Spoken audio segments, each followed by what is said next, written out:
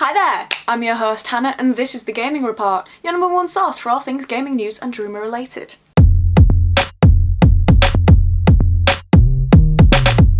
Let's get straight into it today. What can $400 million buy you? Answers are on the board.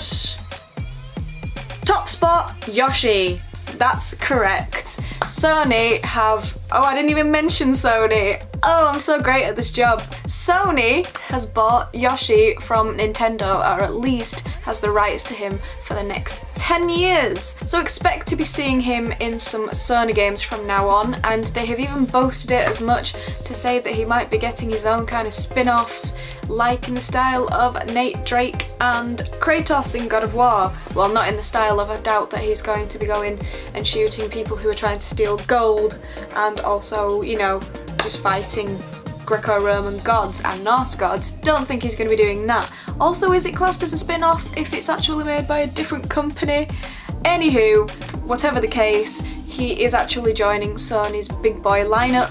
They, like I said, paid $400 million to be able to do this. It's a lot of money, and it's apparently because they see Yoshi as kind of the underdog of all the Mario series from Nintendo's side of the gaming world, and they want to give him a chance. So to me it kind of seems a little bit random, to be honest, and that is so much money to be able to pay for the rights to one character. Yoshi has obviously been Nintendo property since the dawn of time, the 80s, not the dawn of time, but still a long time ago, and now yeah, he's kind of switched camps. If he could actually talk, I wonder what he'd actually have to say about this, but considering that he is actually a fictional character, yeah, he's now on side Sony, which, don't get me wrong, I personally love Sony stuff, and I am intrigued to see how this is going to go. I want to know exactly what kind of games they're going to be making, because like I said, I doubt he's going to be, you know, wielding a gun or an axe. That's not really his style,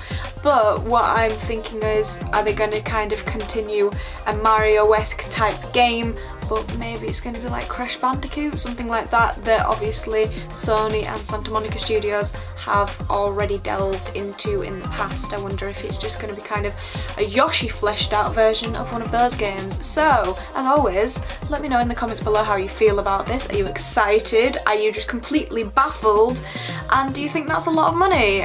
If you've got anything substantial about you, yes, that is a lot of money. Not many people can pay $400 million for anything. But anyway, let us know in the comments below exactly what you think about this.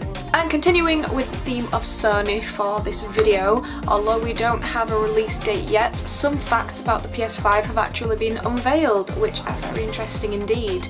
It will be boasting 8 cores and has taken the side of the AMD Ryzen chip series, which is a very impressive chip series, well, especially if you obviously get the top range of it, which are the Ryzen 7s. From the interview that was given, which was on Wired, they didn't actually state exactly what processor it is though, which I find interesting, because if you kind of relate it to Intel's, Core i7s are definitely extremely powerful, dependent as well on which i7 you get, but then they have an i9 and then they have the Extreme series above this, and I'm just wondering, you know, I have absolutely no sources to confirm this, which is probably not a great thing for a news site to say, but my little bit of a mystery question is just, have AMD done something similar with the Ryzen series? I'm not saying that it's going to be called the Ryzen 9, but have they kind of got a souped up version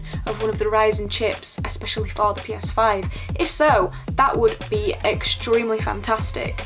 A little test was done with the loading screen for Marvel's Spider-Man, and what they did is they loaded the map, and obviously when you fast travel it takes a couple of seconds. It's not a couple of seconds, it's a few seconds, but it's not a lot of time to wait, but this chipset just proves itself instantly because they used a PS4 Pro, and on the PS4 Pro it took 15 seconds for that area to load and for Spider-Man to be spawned on the other side of Manhattan.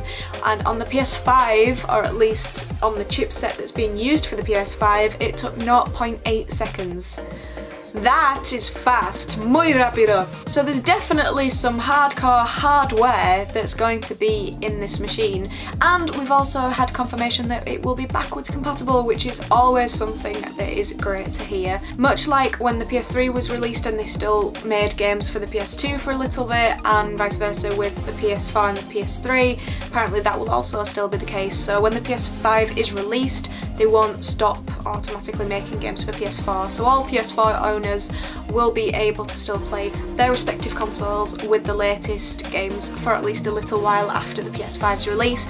But for those who want to just jump and get the PS5 straight away, because they're like Sony and have $400 million, they will also be able to just use their previous PS4 discs, which is always a delight, because I hate it when you get a new console and you realise that you can't play the games from the library that you've already collected. It will also not be download only, which is also something that I love to hear, because I don't know, I love game boxes, I love discs, I like the tangibility of it. I like being able to see the games that I own instead of having to just like flick through the library on the PlayStation Store. So I'm happy about that, and it will also come with an SSD as standard, so super fast loading times, presumably, because SSDs are great for that, but we don't know what capacity that's in. They haven't revealed to us exactly what size the storage will be. Apparently it's kind of also a souped up SSD in itself as well, so it should be very fast, but we can only hope that they do provide us with a big enough storage facility, because I personally had to put a 2TB HDD in mine. Well, actually it's part SSD, but it's mostly HDD. 2TB, because I filled up my 1TB one.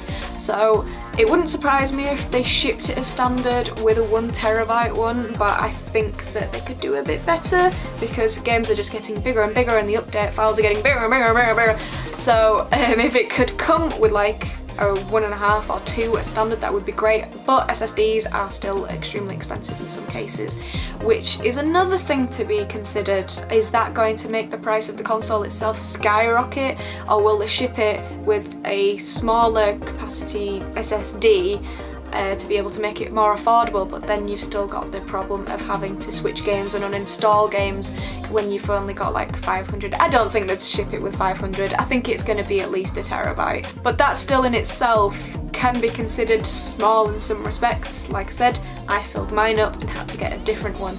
So these are all things to be considered, but at least we are actually getting some more information now out of the woodwork concerning the PS5. We know that it's on its way, but it won't be this year. They definitely said that it's not going to be a 2019 release, which I can wait a little bit longer, I think. I can hang in there just a bit, but it looks like it might be 2020, so in terms of the console structure of things, like the timeline, it's not too far away, because usually it's about 7 years between each console, 7 to 9, so next year, let's hope, do that summoning circle thing that I keep finding on Twitter.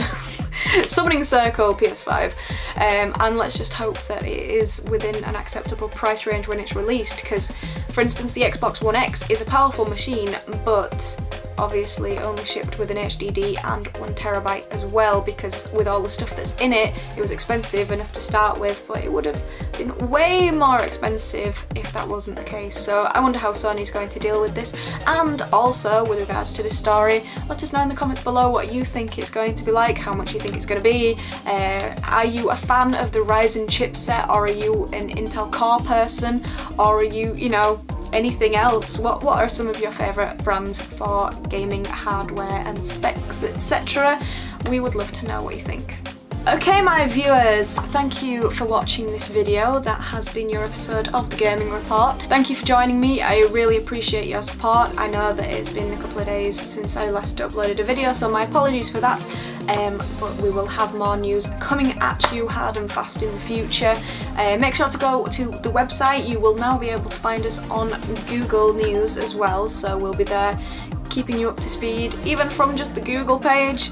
And give this video a like, a share, a comment, a subscribe, hit the bell notification button, and until the next time, have a great day, have a great weekend, and don't forget to keep leveling up.